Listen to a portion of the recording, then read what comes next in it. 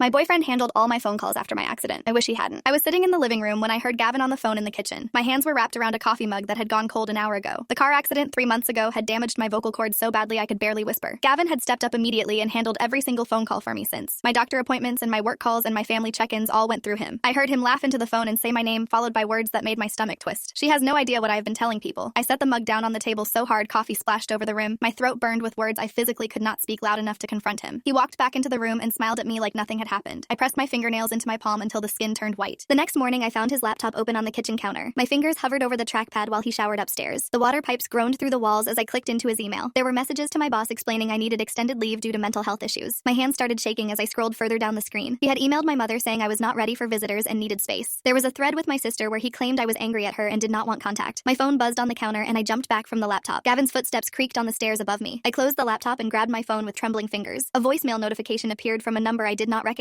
I pressed play and heard a woman's voice asking why I had not returned her calls about the settlement money. I assumed Gavin was protecting me from stress during my recovery. The doctors had said rest was essential for my vocal cord healing process. I believed every summary he gave me after hanging up my phone. Your mom says she loves you and hopes you feel better soon. Your boss said take all the time you need. Your sister is busy but sends her love. I had nodded and smiled at every single one of these updates. My body had relaxed into complete dependence on his translations of my life. I found the settlement paperwork stuffed in a shoebox in his closet. The papers shook in my hands as I read the compensation amount from the accident. Over $80,000 had been deposited into an account I had never seen. His name was the only one listed on the routing information. I dropped the papers and they scattered across the closet floor like dead leaves. I drove to my mother's house the next afternoon while Gavin was at work. She opened the door and her face crumpled immediately with shock. Her arms wrapped around me so tight I could barely breathe. She pulled back and touched my face with both of her hands. He said, "You hated me now." I shook my head and tears spilled down my cheeks onto her fingers. She dragged me inside and sat me down at the kitchen table. "He told us you were unstable." My sister appeared in the doorway with her hand pressed over her mouth. I pulled out my phone and typed everything I had discovered into the notes app. Their faces changed from confusion to horror as they read each line. My mother's hands curled into fists on the table surface. My sister grabbed her car keys and said she was calling a lawyer immediately. My mother started pulling up her phone records to document every conversation with Gavin. I heard her gasp when she found texts where he had impersonated me completely. He had sent messages from my phone while I slept telling my family to stay away. The front door banged open and my body went rigid in the chair. Gavin stood in the doorway with his keys still in his hand. His eyes scanned the room and landed on the papers spread across the table. My mother stepped between us with her phone raised and recording. He lunged forward and knocked a vase off the entry table as he moved. My sister screamed and grabbed my arm to pull me toward the back door. His voice cracked as he started shouting excuses that blended into meaningless noise. The police arrived 11 minutes after my sister dialed from the backyard. Gavin was still inside yelling at my mother when they walked through the front door. I watched through the window as they put his hands behind his back. My vocal cords burned as I forced out a raspy statement to the officer taking notes. The settlement money was frozen pending investigation by the following week. My apartment locks were changed the same day with my sister standing guard at the door. The bank records showed he had already spent over $30,000 on himself. My family surrounded me in my mother's living room that night with blankets and tea. My voice was slowly returning in small broken whispers. I picked up my own phone and called my boss for the first time in 3 months. The words scraped out of my throat raw and imperfect but completely mine.